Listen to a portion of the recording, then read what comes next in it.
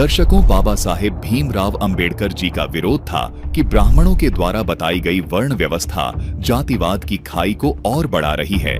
बाबा साहब जी का कहना था कि जिस प्रकार ब्राह्मण कहते हैं कि ब्रह्मा के मुख से ब्राह्मण उत्पन्न हुए, भुजाओं से क्षत्रिय, जांघ से वैश्य तथा पैरों से शूद्र उत्पन्न हुए हैं।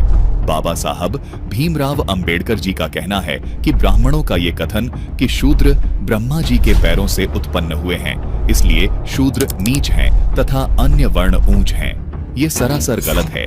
इसलिए हमें ऐसे देवता की पूजा ही नहीं करनी चाहिए जिसका अस्तित्व हमें ऊंच तथा नीच वर्ण में बांटता हो। संत रामपाल जी महाराज ने बाबा साहेब भीमराव अंबेडकर जी के ब्राह्मणों के लिए दिए गए इस तर्क का बहुत ही सुंदर और प्रमाणित विश्लेषण किया है और उनके इस शिकवे को भी दूर किया है कि ब्रह्मा जी जातिवाद और वर्ण व्यवस्था में ऊंच और नीच के कारक हैं या नहीं।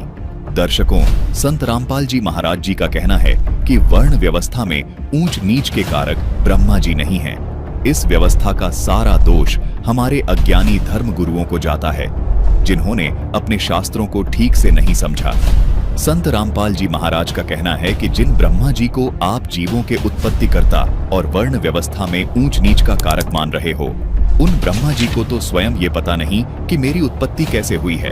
दर्शकों, सच्चाई तो ये है कि हमारे अज्ञानी धर्म गुरुओं ने शास्त्रों को ठीक से नहीं समझा, इसलिए ना तो इनको सृष्टि की उत्पत्ति का ज्ञान है और न ही इनको सृष्टि के बनाने वाले का ज्ञान है। इसी कारण से जो भी ज्ञान इन अज्ञानी धर्म गुरुओं से भक्त समाज को प्राप्त हुआ है, वो आपको आपकी शंकाओं को दूर करने की बजाय आपको और उलझा रहा है। बाबा साहेब भीमराव अंबेडकर जी को अपने अज्ञानी धर्म गुरुओं का अज्ञान दिखाई नहीं दिया और वे ब्रह्मा जी को ही दोष देने लगे। वीडियो को पूरा देखने के लिए फैक्टफुल डिबेट्स यूट्यूब चैनल पर विजिट करें।